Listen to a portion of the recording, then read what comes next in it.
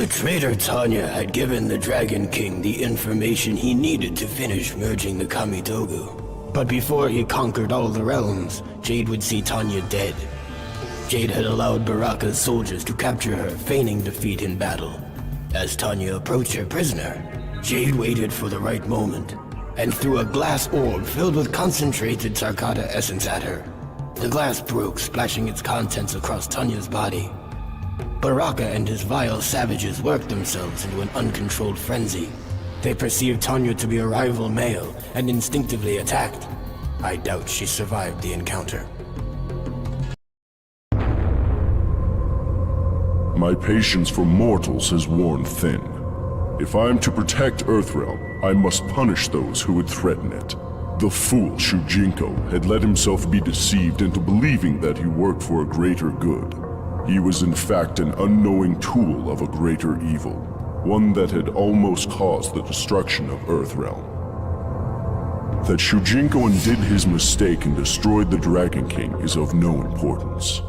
Those who place Earthrealm in harm's way will pay with their lives.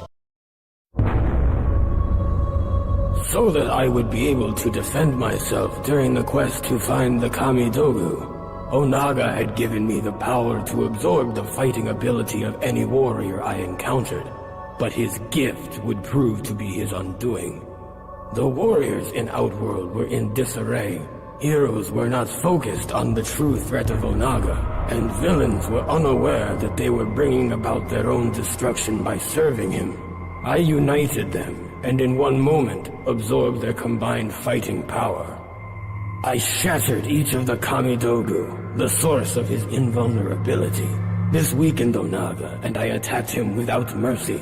His mortal form was no match for a combatant infused with the powers of so many warriors. The Dragon King was finally defeated. The realms will remain as they have since the beginning. As Sub-Zero and Kenshi trekked across Outworld, they strove to keep themselves hidden, only traveling at night. But as they neared the portal to Earthrealm, the Dragon King Zealot Hotaru attacked with a blast of glowing energy that temporarily blinded Sub-Zero. Kenshi's sense of sight is of a spiritual nature. Thus he was unaffected by the intense flash of Hotaru's projectile attack. In the dark, Kenshi had the advantage. Hotaru did not see his approach. Unaware, he strode in to kill Sub-Zero. It was the last mistake he would ever make.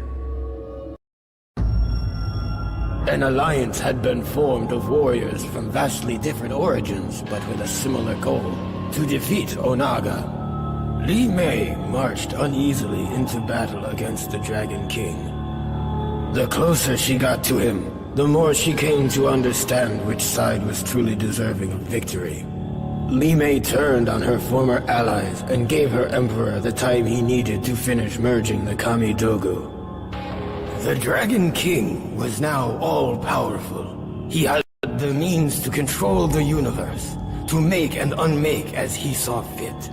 Li Mei watched in delight as the elder. In the wilds of Outworld, Hotaru captured the renegade Earthrealm warrior Sub-Zero and brought him before the Dragon King. Onaga's judgment of Sub-Zero was swift, and Hotaru was given the task of carrying out his punishment: death. His fate served as a reminder to all who would challenge the authority of the Dragon King. The Elder Gods had transformed Scorpion into their weapon in order to defeat the Dragon King before his plans of domination unmade the realms. With his enhanced abilities, he tirelessly tracked Onaga through the realms until finally he cornered him in the Nexus. The Dragon King had many allies, but they were of no consequence. It was in fact Scorpion who was the true champion of the Elder Gods, the enforcer of their will. Only he could stop the menace that threatened all that exists. Only he could defeat the Dragon King.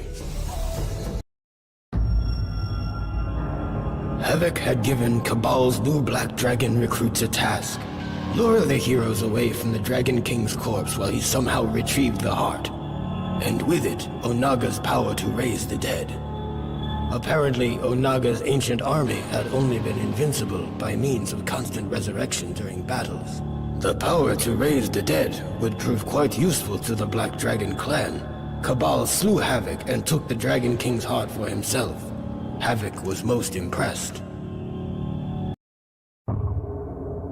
Noob Saibot was not originally a demon, which might explain why Ashra sensed such great evil in him. He had to earn his place in the Netherrealm.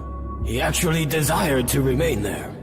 His companion, however, seemed to be having a problem adjusting. Perhaps there was some good left in the cyborg. Whatever the case, Noob would have to face Ashra alone. Ashra defeated Noob Saibot and finally earned her ascension from the Netherrealm. But the sword that made her escape possible did not travel with her. I suspect it still remains in the Netherrealm, waiting to release another of its denizens from damnation. Because it was widely believed that Princess Kitana had slain her many years ago, none were suspicious of the veil Malena wore to conceal her Tarkatan features. It was not difficult for her to assume the identity of the princess and take control of her alliance. To further conceal her deception, Malena gave command of the armies to Boraicho and instructed him to lead the attack against Baraka's diversionary forces. Baraka's militia had failed to divert the enemy, and to her surprise, was decimated by Boraicho's forces.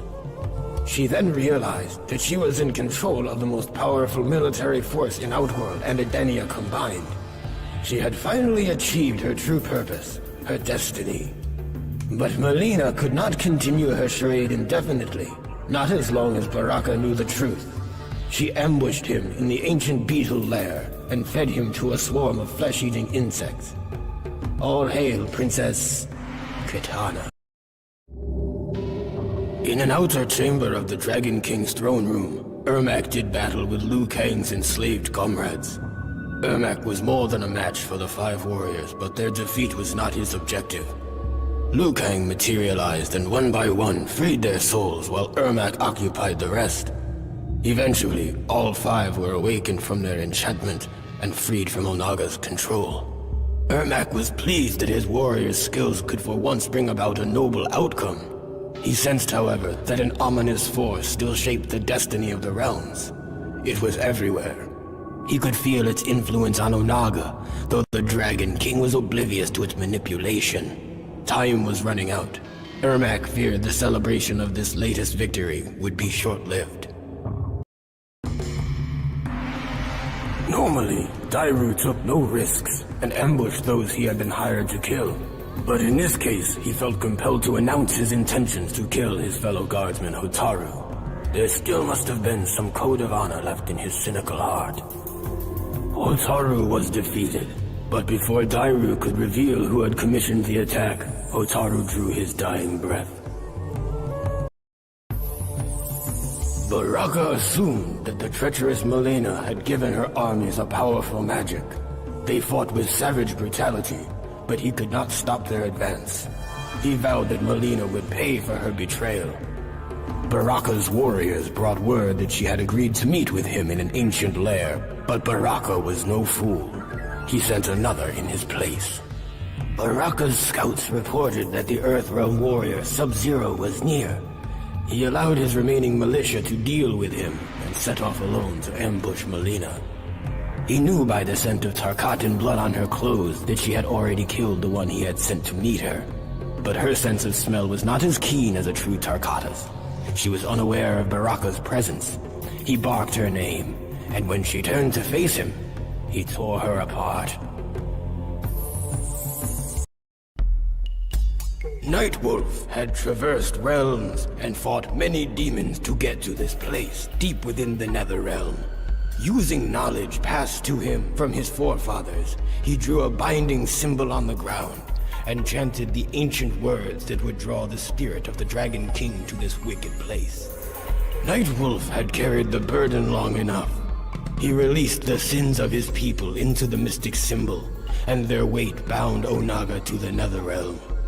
Free of the corruption he had harbored for so long, Nightwolf was expelled from the depths of the Netherrealm and into the unknown. Cabal brought his new recruits to Outworld, where a siege was underway against the Dragon King. Cobra grew impatient. He wanted to join the fray, but Cabal held him back. They were not to attack until the heroes had won. Once the Dragon King had been defeated, Cabal gave the order to strike the victors. The new Black Dragon tore through their ranks and left no survivors. Cobra came to realize that he was going to like being a Black Dragon. On his way to the rendezvous point with Raiden and the others, Sub-Zero was ambushed by a band of Tarkatan warriors in the living forest. He tried to outrun them, but there were too many. He was quickly surrounded. Sub-Zero decided that his last living deed would be to vanquish as many of these barbarians as he could before he succumbed to death. As Sub-Zero began his attack, he felt his armor speak to him. It guided and strengthened each blow as he broke their limbs and crushed their skulls. At his feet, a dying Tarkatan warrior uttered the words, "Long live the Dragon King." Onaga seemed invincible. The races of Outworld were in disagreement over how to deal with this threat, and Baraka's hordes were sweeping the land. Bo Raicho had almost given up hope when he was visited by the spirit of his greatest student, Liu Kang. Their roles now reversed. Liu Kang gave Bo Raicho the inspiration necessary to continue the fight. Bo Raicho's soul was invigorated. He met with Outworld's many leaders to forge a temporary truce. Kitana gave him command of what remained of her army, and he led them to battle against Baraka's mutant foot soldiers. The new army of Outworld crushed the Tarkata vermin, and Baraka himself was bested by Bo Raicho's attack. The victory inspired the people of Outworld to rise up against the Dragon King. The mercenary Dairu had succeeded in stealing the Declaration of Order and was paid many coins for his efforts. After Darius hid the document, he announced its capture to the world and heralded a new beginning for the realm of Sado. As Darius had predicted, officials were outraged that the Resistance had stolen the most prized possession of the Seidan government. Hotaru was ordered to lead the charge against them. He underestimated their numbers, however, and the Resistance defeated him and his men. The Senate would soon be in the hands of the revolutionaries.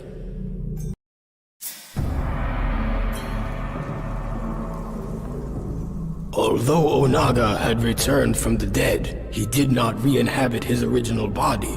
Sindel and Jade found his sarcophagus opened.